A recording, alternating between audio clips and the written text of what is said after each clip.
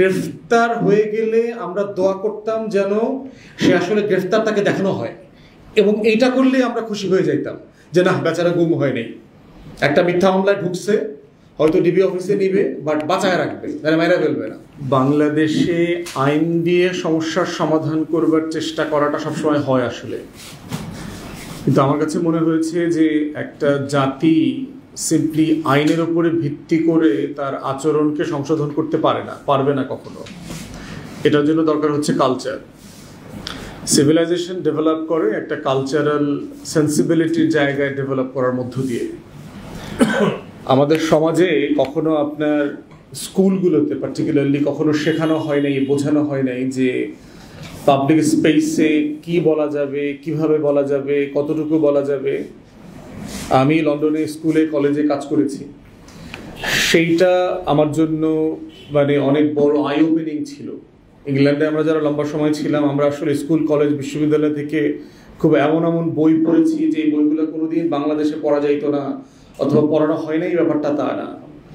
যেটা হয়, একটা সমাজ থেকে আসলে আমরা তার মূল্যবোধ শিখি, প্রতিদিনকার হাঁটা চলার ভদ্রতা, টিস্যু কোথায় ফেলা যাবে যাবে না, লাইন ধরতে হবে, তারপরে হচ্ছে যে কথার সাউন্ড কতটুকু হবে।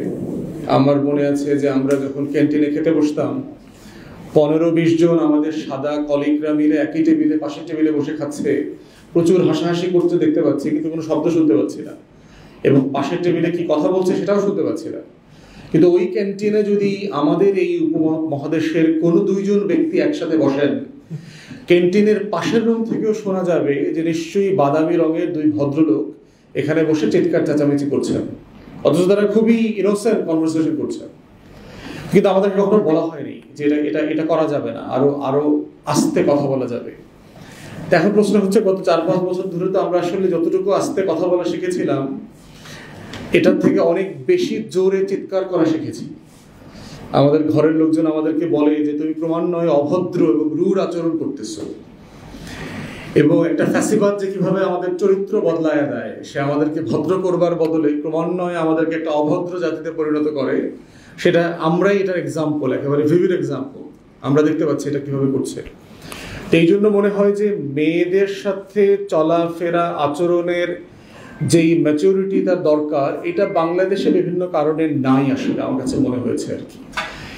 একটা জায়গা হলো, ধরেন কো এডুকেশনের সাথে আমরা সবাই খুব পরিচিত না। আমরা অধিকাংশ ছেলেরা ধরেন বয়েজ স্কুলে পড়েছি, এবং সেটা বাবা মার খুব স্ট্রং যুক্তি ছিল, ছেলেরা নষ্ট হয়ে যাবে, অথবা মেয়েদেরকে গার্লস স্কুলে পড়ানো, মেয়েরা নষ্ট হয়ে যাবে। তো জয়েন্ট কো এডুকেশনে পড়ায় যে ভ্যালু শেখানোর একটা ব্যাপার আছে, এইটা আমি ফিল করি যে একটা সার্টেন টাইমে এই ভ্যালুগুলো শেখাইতে হবে। এবং কো এডুকেশনে না পড়বার কারণে আমরা দেখেছি বিশ্ববিদ্যালয়গুলোতে সবচেয়ে দুষ্ট কোংটা টাইপের ছেলেরা ছিল ক্যাডেট কলেজ থেকে আসা, এবং যারা বয়েজ কলেজে পড়ছে।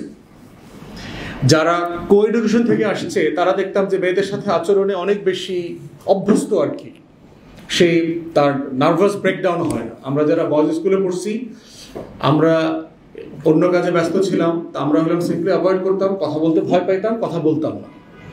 কিন্তু যারা দুষ্টামিটা করতো তারা চরম দুষ্ট টাইপের ছেলে ছিল। তো সেই জায়গাতে আমার কাছে মনে হয়েছে যে ভ্যালু শেখানোর ক্ষেত্রে বয়েজ স্কুল, গার্লস স্কুল যে যেখানে পড়ুক, তাদেরকে একটা কোনো না কোনো ফোরামে এনে ভ্যালু শেখানোর এক্সপোজারটা দেওয়া দরকার, যেটা আমাদের নাই। যেটা ওয়েস্টার্ন স্কুল কলেজে আমরা দেখেছি, যেহেতু একদম ছোটবেলা থেকে 5, 6, 7 তারা ছেলেরা মেয়েরা একসাথে পড়ছে, এবং এই পড়ার মধ্য দিয়ে যে সংকটগুলো, যে জেন্ডার রিলেশনশিপের জায়গাগুলোতে যে চ্যালেঞ্জগুলো আসে, এগুলো তারা আবার অ্যাড্রেস করে।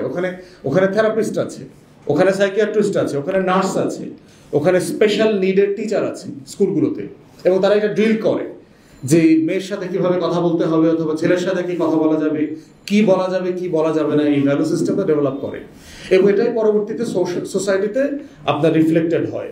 তা আমার কাছে মনে হয়েছে আসলে সব কিছু আইন দিয়ে কাভার করতে গেলে, যেহেতু আমাদের জুডিশিয়ারি এবং ইনস্টিটিউশন খুব দুর্বল, এটা যেটা হবে, যেটা আরেকটা জুলুমের হাতিয়ার হবে, কাউকে হেনস্থা করতে হবে। ধরেন একটা প্রাইভেট রিলেশনশিপকে পাবলিক করে ওইটার ভিত্তিতে আরেকজনের রাজনৈতিক কেরিয়ার খেয়ে দেওয়ার ধান্দা করবে। ভাই, প্রাইভেট রিলেশনশিপ এই ব্যক্তি অথবা ওই মহিলার হাসরের ময়দান কায়েম করে নেই তো আমরা। তারে ভেস্ট দিবেন না দোজক দিবেন, এই আলোচনা তো আমরা এখনো শুরু করি নাই, এখতিয়ার তো আমার নাই। তাহলে ওই আলোচনাটা অনলাইনে কেন দিলেন, ওই ফোন কনভারসেশনটা কেন দিলেন, এবং ওটা দিয়ে কি বুঝাইতে চাচ্ছেন? তার রাজনীতি করবার অধিকার নাই, তার রাজনীতিতে সে সুইটেবল না, ওইটা বলার চেষ্টা করছেন। ধরেন সে বেশ্যা, ধরেন ওই লোকটা একটা স্কোর টাইপের ছেলে, খুব ভালো বাজে ছেলে, কিন্তু একটা বেশ্যার কি রাজনৈতিক কর্মী হওয়ার অধিকার নাই? সে কি বাংলাদেশ রাষ্ট্রের নাগরিক না? সে ডাইরেক্টলি ইনডাইরেক্টলি এই রাষ্ট্রকে ট্যাক্স ভ্যাট দেয় না? অতএব তার কি পলিটিক্যাল সে থাকতে পারবে না? তাহলে সেই জায়গাতে আপনি কি, কোন জায়গাটা, কোন এভিডেন্সটা কোন মামলায় দেবেন সেটাও তো দিতে পারছেন না। তো সেই জায়গায় আমরা বোধ করছি যে নাগরিক সিভিলিটির জায়গাগুলোতে সোসাইটিতে যথেষ্ট ঘাটতি আছে, এবং এই রিলেশনশিপগুলো আমাদেরকে নতুন করে মানে মানে এঙ্গেজ হইতে হবে। এঙ্গেজমেন্ট ছাড়া আমি বোধ করছি যে সিম্পলি আইন দিয়ে আপনি এই সমস্যার সমাধান করতে পারবেন না, বরং যেটা হবে প্রত্যেকটা আইনকে খুব অ্যাবিউসিভলি ইউজ করে যাকে যেখানে সিলেক্টিভলি আপনার হেনস্থা করা যায় সেটা করবে। এবং আইনের সিলেক্টিভ হেনস্থা কিভাবে হয় সেটা গত 16 বছরে আমরা দেখেছি, গত 4-5 বছরে আমরা দেখেছি। এখানে ফার্স্ট হ্যান্ড ভিকটিম আছেন। এখানে এই যে সাকিব ভাই একটা মজার কথা বলছেন না, যে গ্রেফতার হয়ে গেলে আমরা দোয়া করতাম যেন সে আসলে গ্রেফতার তাকে দেখানো হয়, এবং এইটা করলে আমরা খুশি হয়ে যাইতাম যে না বেচারা গুম হয় নাই, একটা মিথ্যা মামলায় ঢুকছে, হয়তো ডিবি অফিসে নিবে বাট বাঁচায় রাখবে, তাহলে মাইরা ফেলবে না। মানে রাষ্ট্র আমাকে কোথায় নিয়ে গেছে, এবং এগুলোকে সব আইনের ভিত্তিতে করে নেই।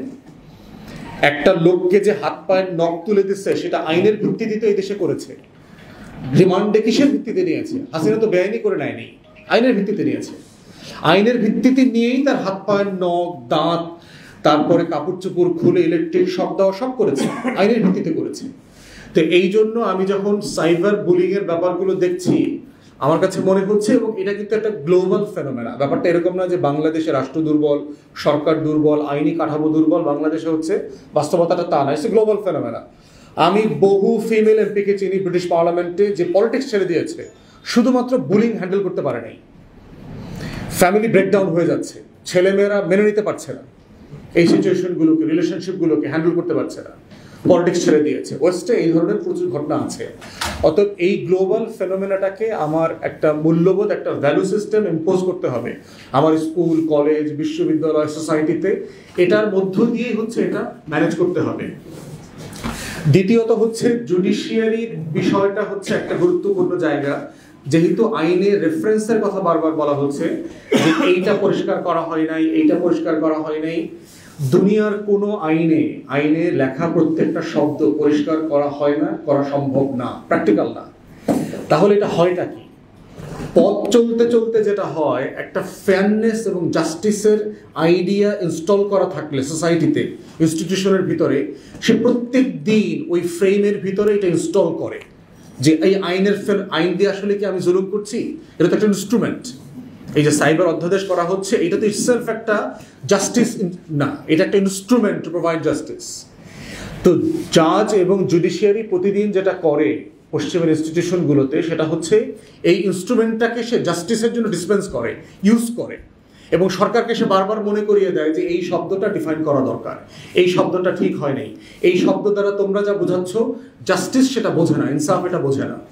তো এই জন্য সময়ের সাথে সাথে হচ্ছে আইনগুলো অ্যাপ্লিকেশনে গিয়ে এইটা পরিষ্কার হয়। এটা হাইপোথেটিকলি পরিষ্কার করা যায় না, কারণ মানুষের জীবন নাটকের থেকে নাটকীয়।